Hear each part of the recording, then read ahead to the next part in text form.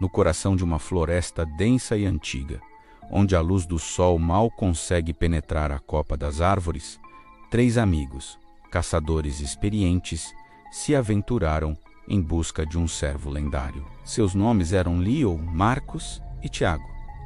Eles estavam equipados com o melhor que o dinheiro podia comprar, confiantes em suas habilidades e no conhecimento que tinham daquela mata. Eles cresceram ouvindo as histórias dos mais velhos, contos sobre bestas que vagavam pela noite, mas sempre riram delas, considerando-as meras superstições para assustar crianças. Mal sabiam eles que naquela noite a lenda viria caçá-los. A tarde avançava rapidamente e o céu começou a escurecer mais cedo do que o esperado. Uma névoa fria e espessa subiu do chão úmido, envolvendo tudo em um manto cinzento e silencioso. Leo, o líder do grupo, olhou para sua bússola. A agulha girava descontroladamente.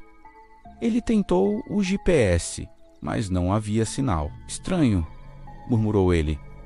Nunca vi nada assim por aqui. Marcos, sempre o mais cético, deu de ombros. Deve ser alguma anomalia magnética. Vamos seguir o riacho. Ele sempre nos leva de volta à estrada. Tiago, o mais jovem e impressionável, sentiu um arrepio percorrer sua espinha.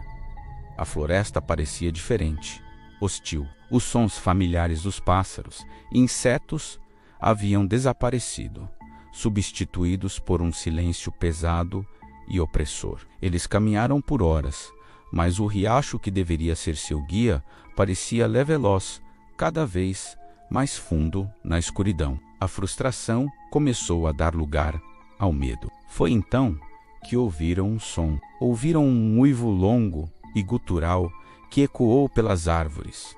Um som que não pertencia a nenhum lobo que eles já tivessem ouvido. Era mais profundo, mais selvagem, carregado de uma fúria antiga. Os 3 pararam, armas em punho, corações batendo forte contra as costelas. Que diabo foi isso? Sussurrou Tiago, seus olhos arregalados de pavor. Deve ser um animal grande, disse Leo, tentando manter a calma. Fiquem juntos. Não vamos nos separar. Mas a floresta tinha outros planos. O som de galhos se quebrando veio de todas as direções. Era rápido, pesado e estava circulando em volta deles. De repente, um vulto enorme passou correndo na borda de sua visão, rápido demais para ser identificado. Marcos ergueu seu rifle e disparou na direção do movimento, o som do tiro ecoando como um trovão na noite silenciosa. O som da criatura parou. Por um momento, eles pensaram que a tinham afugentado. Mas então, um rosnado baixo e ameaçador soou bem atrás deles. Eles se viraram e viram, de pé, sobre 2 pernas, estava uma criatura saída dos piores pesadelos, com quase 3 metros de altura, coberta de grandes pelos negros e espessos. Tiago gritou e começou a correr desesperadamente, sem rumo, para dentro da mata escura. Tiago! Não! Gritou Leo, mas era tarde demais. A criatura não hesitou. Com um salto poderoso, ela perseguiu Tiago. Seus gritos de terror foram abruptamente silenciados por um som horrível de carne sendo rasgada. Leo e Marcos ficaram paralisados pelo choque e pelo medo. O som da criatura se alimentando ecoou na noite. Eles sabiam que não podiam ficar ali. Temos que correr agora, gritou Marcos, puxando Leo pelo braço. Eles correram na direção oposta, o som do coração martelando em seus ouvidos, misturado com os sons grotescos que vinham de trás. Eles não sabiam para onde estavam indo. Apenas corriam pela sobrevivência. Galhos arranhavam seus rostos, raízes os faziam tropeçar, mas eles não paravam. A adrenalina era a única coisa que os mantinha em pé. Eles encontraram uma pequena cabana de caça abandonada. Uma estrutura decrépita de madeira que parecia prestes a desmoronar. Sem pensar duas vezes, eles entraram, trancaram a porta frágil e empurraram um velho armário contra ela. Ofegantes, eles se encostaram na parede, tentando recuperar o fôlego. O silêncio lá fora era quase tão aterrorizante quanto os sons de antes. Minutos que pareceram horas se passaram. "O que era aquilo, Leo?" perguntou Marcos. A voz trêmula. Eu não sei,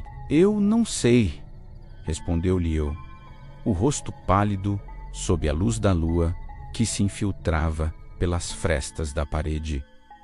Um arranhão longo e lento, como unhas gigantes sendo arrastadas pela madeira. Em seguida, uma fungada alta e profunda, a criatura farejando o ar.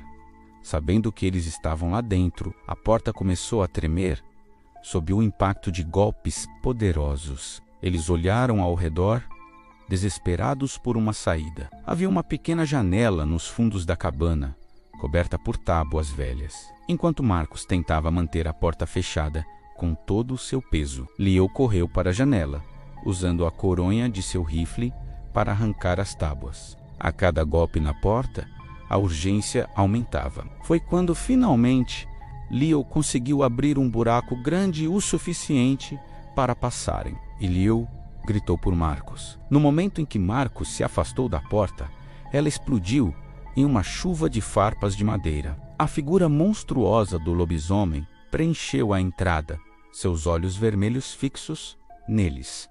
Marcos disparou seu rifle. A bala atingiu o peito da criatura, que apenas rosnou, enfurecida, sem mostrar sinal de dor real. O ferimento parecia se fechar quase que instantaneamente.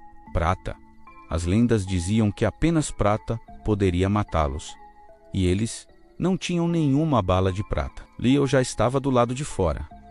"Marcos, vem!"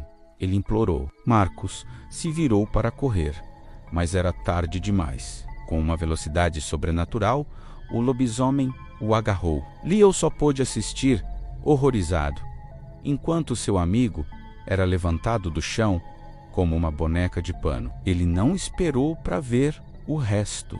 Ele correu como nunca havia corrido em sua vida, com os gritos de Marcos ecoando em sua mente. Ele não olhou para trás. Sabia que se o fizesse, estaria perdido. Ele correu até seus pulmões queimarem, até suas pernas cederem. Ele caiu perto da margem de um rio rápido e largo. Olhando para trás, ele viu aquele monstro emergindo da floresta, caminhando lentamente em sua direção, saboreando o momento. Não havia mais para onde correr.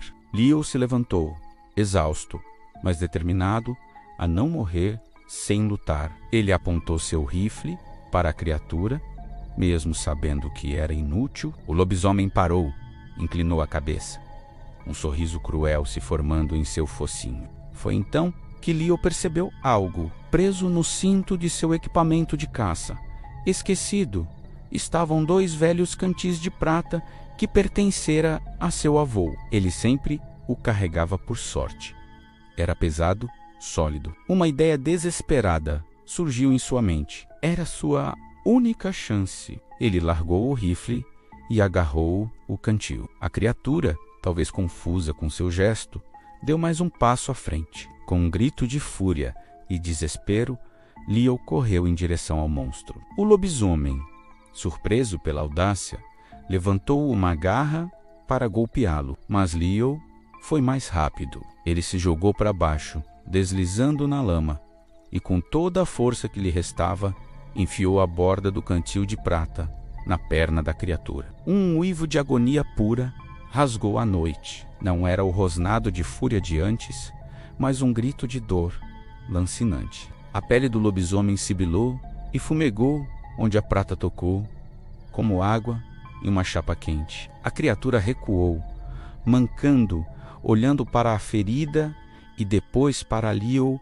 com um ódio renovado. Mas a dor era intensa demais. Com um último rosnado de promessa de vingança, o lobisomem se virou e desapareceu de volta na escuridão da floresta. Leo ficou ali, caído na lama, tremendo incontrolavelmente, coberto de suor e sujeira.